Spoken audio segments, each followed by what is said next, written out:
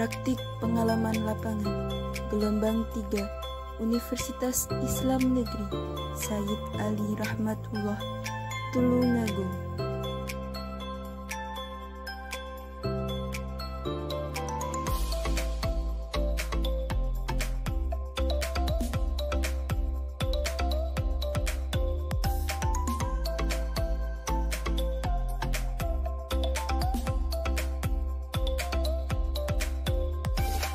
Universitas Islam Negeri Sayyid Ali Rahmatullah Tulungagung atau yang biasa dikenal dengan sebutan UIN 1 Tulungagung adalah perguruan tinggi Islam negeri di Indonesia yang berada di Tulungagung, Jawa Timur.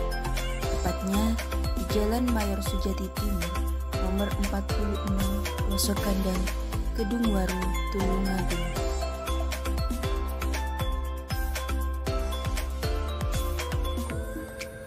Universitas Islam Negeri Sayyid Ali Rahmatullah Tulungagung memiliki 4 fakultas, yakni Fakultas Tarbiyah dan Ilmu Keguruan, Fakultas Ekonomi dan Bisnis Islam, Fakultas Syariah dan Ilmu Hukum, serta Fakultas Usuluddin Adab dan Dakwah yang terdiri dari berbagai macam program studi. Selain melaksanakan program sarjana, UIN 1 Tulungagung melaksanakan program magister dan doktoral. Saat ini, UIN 1 Tulungagung sudah berkembang pesat dan mempunyai 20.000 lebih mahasiswa.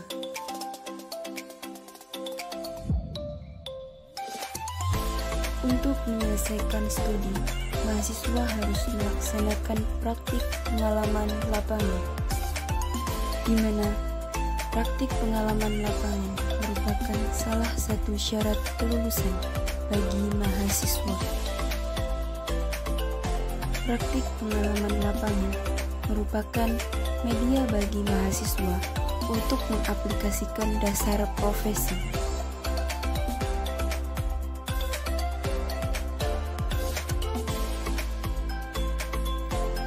Fakultas Ekonomi dan Bisnis Islam UIN Sayyid Ali Rahmatullah Tulungagung terdiri dari 6 program studi, yang salah satunya adalah akuntansi syariah, di mana ketika melaksanakan praktik pengalaman lapangan berhubungan dengan laporan keuangan.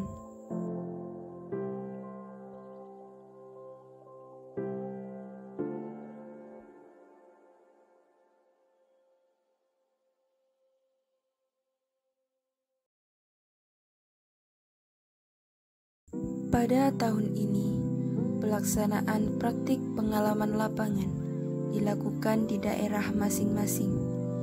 Hal ini diakibatkan oleh pandemi COVID-19 yang mengharuskan mahasiswa untuk melaksanakan praktik pengalaman lapangan tidak jauh dari tempat tinggal masing-masing.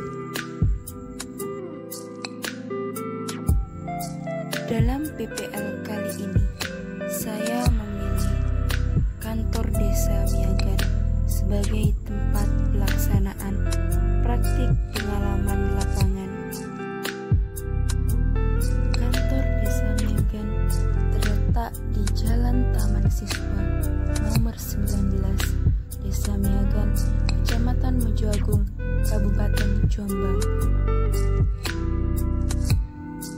Tujuan dari praktik pengalaman lapangan adalah untuk melengkapi pengetahuan teoretik mahasiswa serta seluk-beluk praktik di lapangan dan memberikan kesempatan kepada mahasiswa untuk mengetahui ada tidaknya kesenjangan antara teori dengan praktik di lembaga dan serta mengetahui ada tidaknya kesenjangan antara teori dengan operasionalisasi di lapangan.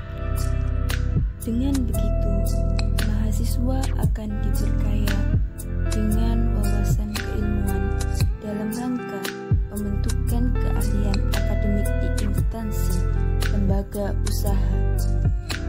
Desa Miagan merupakan desa yang terletak kurang lebih 1,5 kilometer dari pusat pemerintahan Kecamatan Mojoagung. Desa Miagan terdiri dari 2 dusun, 3 RW, dan 25 RT dengan jumlah penduduk 3.839 jiwa. Mata pencaharian penduduk di Desa Miagan sebagian besar masih berada di sektor pertanian.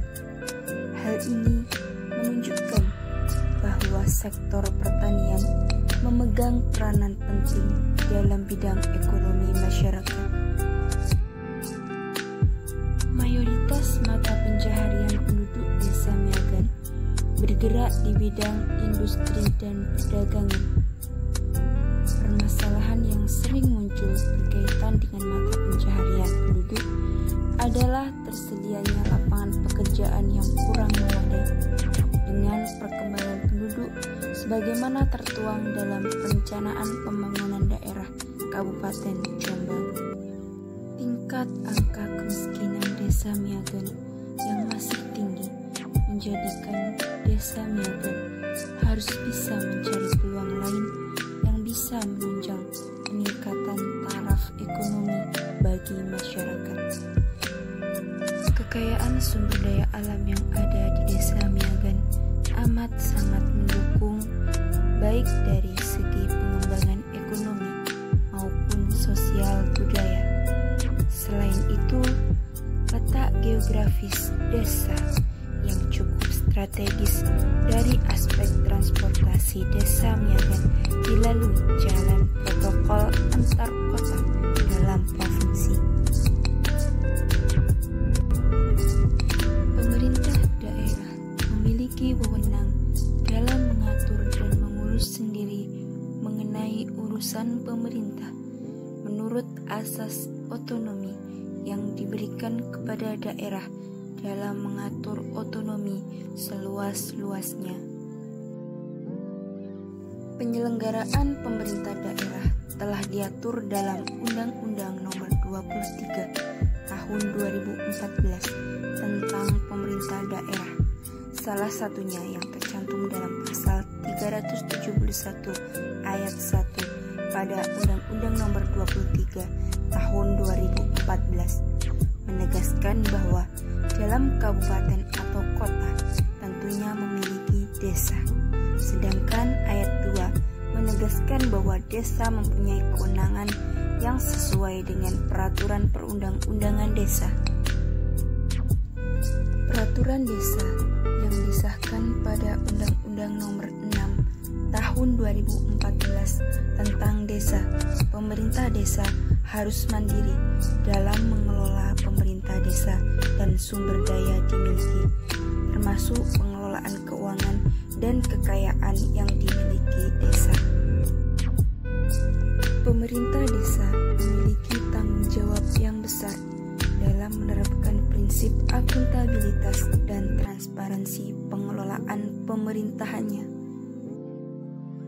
Tentunya, setiap akhir penyelenggaraan pemerintah desa harus dipertanggungjawabkan kepada pemerintah daerah dan masyarakat desa, termasuk keuangan desa. Pemerintah desa wajib membuat laporan realisasi pelaksanaan APB desa dan laporan pertanggungjawaban realisasi pelaksanaan APB desa. Sistem keuangan pemerintah di Indonesia yang digunakan pada pemerintah desa yaitu menggunakan sistem keuangan desa atau yang biasa disingkat dengan Siskoudes. Sistem keuangan desa merupakan aplikasi yang dibuat oleh Badan Pengawas Keuangan dan Pembangunan dengan tujuan untuk meningkatkan kualitas tata kelola keuangan desa agar menjadi lebih baik dalam pelaksanaannya. Penggunaan sistem keuangan desa sebagai pengelolaan keuangan desa diharapkan dapat meningkatkan kualitas laporan keuangan desa. Laporan keuangan menjadi penyedia informasi yang sangat penting dari semua transaksi kegiatan yang berhubungan dengan aktivitas ekonomi yang dilaksanakan oleh pemerintah desa mengenai penggunaan keuangan. Karakteristik kualitas laporan keuangan yaitu relevansi laporan keuangan, andal informasi, dapat dibandingkan dan dapat dipahami. Dalam hal ini, saya melaksanakan PPL di kantor desa Miagan untuk mengetahui implementasi sistem keuangan desa dalam peningkatan efektivitas kinerja dan akuntabilitas keuangan desa Miagan. Pendapatan desa merupakan jumlah keseluruhan penerimaan desa yang dibukukan dalam APBDes setiap tahun anggaran. Menurut Peraturan Desa Miagan Nomor 4 Tahun 2019 bahwa sumber pendapatan desa berasal dari pendapatan asli desa yang terdiri dari hasil kekayaan desa, hasil swadaya dan partisipasi, hasil gotong royong, dan lain-lain pendapatan asli desa yang sah. Selanjutnya yaitu pendapatan dari bagi hasil pajak daerah kabupaten dan retribusi kabupaten. Kemudian bagian dari dana perimbangan keuangan pusat dan daerah yang diterima oleh kabupaten untuk desa, yang pembagiannya untuk setiap desa secara proporsional yang merupakan alokasi dana desa. Selanjutnya yaitu bantuan keuangan dari pemerintah, dana desa, pemerintah provinsi, dan pemerintah daerah dalam rangka pelaksanaan urusan pemerintah. Kemudian pendapatan dari hibah dan sumbangan dari pihak ketiga yang tidak mengikat, serta pendapatan lain-lain. Dalam hal ini, pendapatan lain-lain yang dimaksud adalah tanah kas desa Miagan. Dalam PPL gelombang 3 yang dilaksanakan selama 1 bulan ini, saya diajarkan cara menggunakan aplikasi sistem keuangan desa, mulai dari perencanaan, penganggaran, pelaksanaan, penatausahaan, pelaporan, hingga pengawasan. Penggunaan sistem keuangan desa di Desa Miagan sudah berjalan sesuai dengan arahan pembimbing dari pemerintah daerah.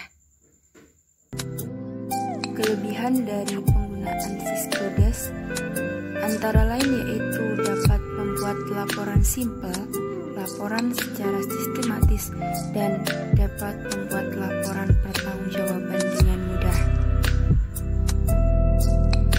Namun, ada satu kendala dalam sistem keuangan desa, yaitu ketika ada perbaikan sistem aplikasi.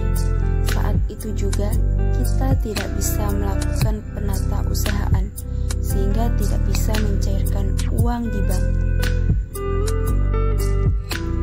Hal ini akan berakibat pada tertundanya kegiatan operasional di desa. Permasalahan tersebut akan dapat teratasi apabila terdapat adanya koordinasi yang kuat antara pemerintah